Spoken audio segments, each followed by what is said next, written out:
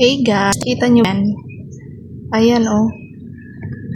Yan ata yung, anong tawag niyan, yung bee, yung maliliit pa siya. Dapat hindi siya magalaw. Kasi kung magalaw siya, patay tayo. Marami pa naman yan. Ayan. Nangangagat yan siya.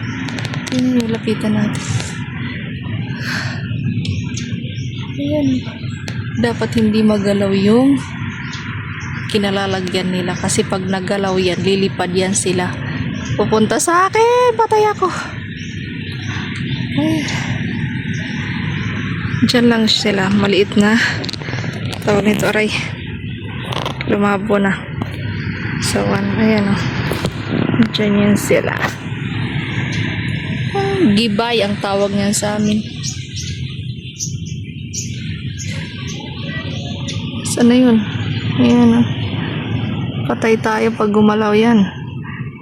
Kahit tumakbo ako, maabutan pa rin nila ako dahil lilipad yan sila. Tcharan!